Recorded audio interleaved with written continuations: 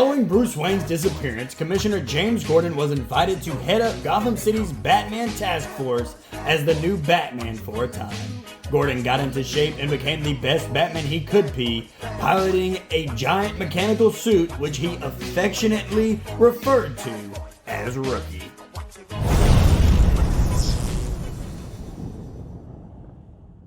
What's going on, guys? Multiverse here with yet another action figure review video, and today we're going to be taking a look at the Jim Gordon as Batman by Mcfarlane Toys. Starting off this video, guys, we're of course taking a look at the beautiful Mcfarlane packaging, and it is of course that standard black, white, and blue with the open face windows, seeing the Dark Knight himself front and center. DC Multiverse down here at the bottom with Jim Gordon as Batman written down here. Flipping on the side, guys, we see Jim Gordon as Batman again from the comic Batman Endgame. Personally, I've never read this one, but I am very interested. Flipping over to the back, guys, we see an outstanding comic image of Jim Gordon as the Dark Knight, standing front and center. I really do love this. It's kind of like giving me the, obviously, Batman Beyond vibes with the all black and how the yellow bat logo goes upwards, but we'll take a deeper dive into that. Flipping over to the side, guys, we see DC Multiverse and Jim Gordon as Batman once again. Nothing going on at the top, and then down here at the bottom is the barcode for you barcode guys, and as you can see, I got this for $18 at my local GameStop. Well, all that said though, guys, let's go ahead and rip Jim Gordon as Batman out of the packaging and see how he looks. So right here, guys, standing straight up and down on the rotating turntable is Jim Gordon Batman, or we're just going to call him Batman for the rest of this video. And for my first-hand impressions, I absolutely love this style of Batman for it, with the solid black suit, with the gold accents. However, it is unfortunately on that Superboy body mold that we saw time and time again with some of the other figures, but thankfully it looks like it is dying out. So I'm actually going to overlook that aspect on this figure for now. I just also feel like it makes Jim Gordon's Batman, or Batman, we'll get used to calling him that here in just a second, makes him look a little bit smaller than what he appears to be in this comic. Like, he looks jacked. Look at those biceps, and he's got his pecs going. But right here, he just looks very lean, but he is very, very thin compared to what the source material makes him out to be.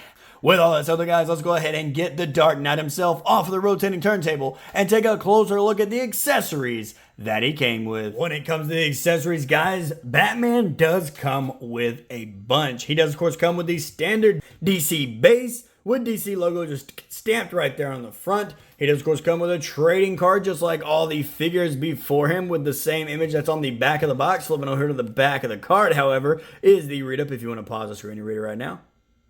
Always give you guys that little bit of a second. And when it comes to the accessories, guys, this is what I want to see with future Mcfarlanes. Head swaps, gadgets, and a plethora of hands. Starting off with the grapnel gun, guys. He does, of course, come with this all metallic silver, beautifully detailed grapnel gun. And I love the bat logo he has here. However, I want to say that this is supposed to be his holster, but unfortunately, there's no way to get it in there, so I may end up modding this. Going over here now, guys, looking at the head sculpts, taking a look at that beautiful head sculpt of him in the Batman mask, and I absolutely love this, and even the ears.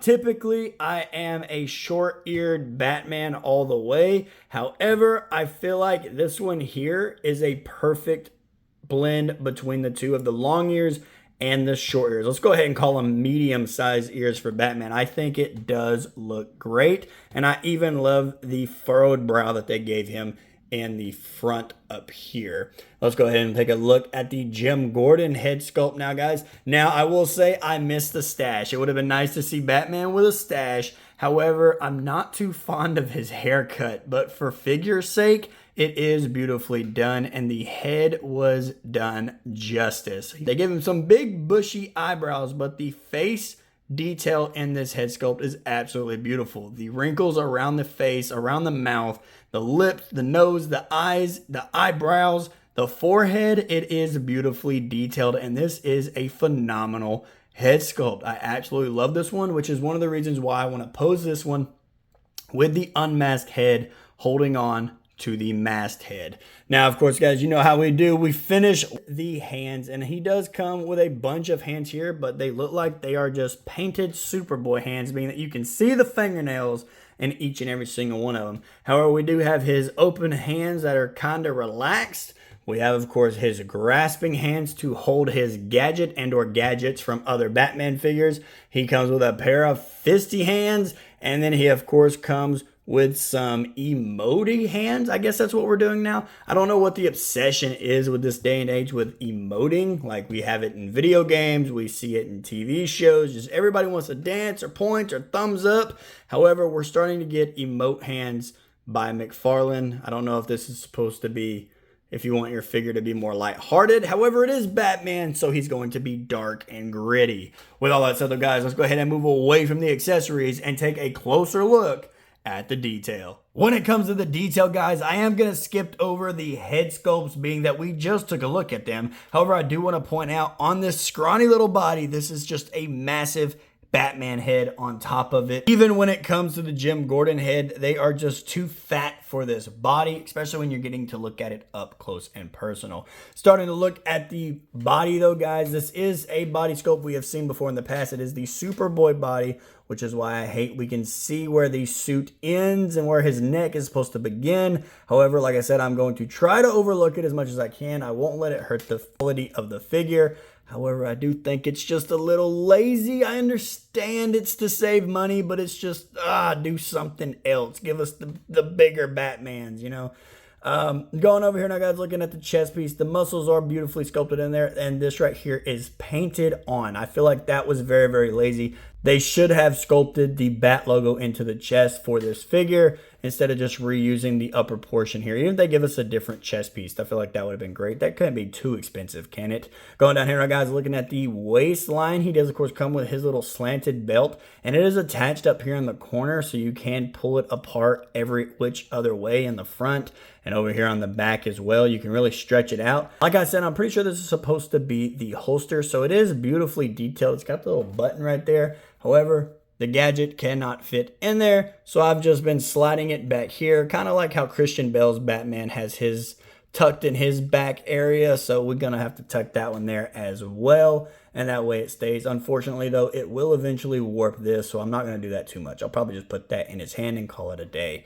Going down here now, guys, looking at the legs. The legs are beautifully detailed with the muscles like we've seen before, but we, of course, got that useless little cutoff point from the Superboy action figure that we saw. And like I said, there's only so much I can really talk about this, being that we have seen it before. We've seen it, like, I think this is about the third time we've seen this suit, maybe the fourth time we've seen it on a figure.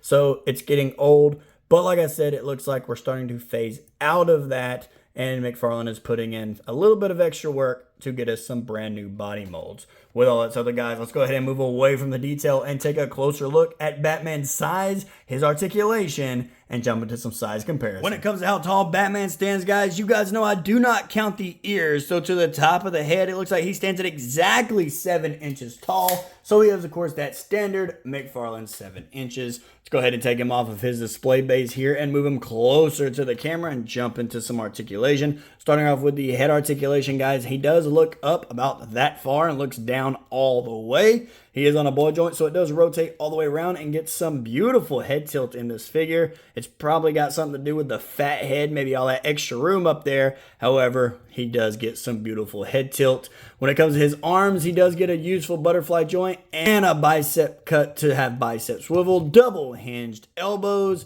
And since his hands are interchangeable, they do swivel all around and hinge up and down as well. Going on here now, guys, looking at his ab crunch. The ab crunch forward is kind of there, but not really. Just kind of gives him the hunchback look. But he is, of course, the limbo master at all of the DC parties. Now, here's something that I want to point out I do not like, especially with this body mold. Batman is supposed to be limber and agile no matter who is being the Dark Knight. So when you crunch him backwards and forwards and stuff, his diaper kind of slides down and you can see all the mechanisms inside his crotch piece here that just make him look absolutely cheap. It just looks very, very cheap. I mean, I know they went the lazy route to give us this body mold. However, I still do like this figure. When it comes to his leg articulation, guys, his legs go out about that far, and they do go back about that far. He does get hindered by the rubber buttocks in the back. He has got double hinged knees, and when it comes to his ankles, they do articulate down. They articulate up. He has the toe articulation, and he also has that beautiful ankle pivot. Starting off with the size comparison, guys, here we have Jim Gordon's Batman standing next to Christian Bale's The Dark Knight Batman. And as you see, Christian Bale's Batman does stand just a little bit taller than him, but it's okay being that completely different universes. Next up for the size comparison, guys, here we have Batman standing next to the Man of Steel himself. And I'm actually loving that Superman stands just a little bit taller than this Batman. Jumping out of the DC Universe, guys, and jumping into the Marvel Universe, here we have the Tom Holland Diamond Select Toys Spider-Man standing next to the Mcfarlane Jim Gordon Batman. And I absolutely love the scale between the two, being that this right here would be a very interesting team-up.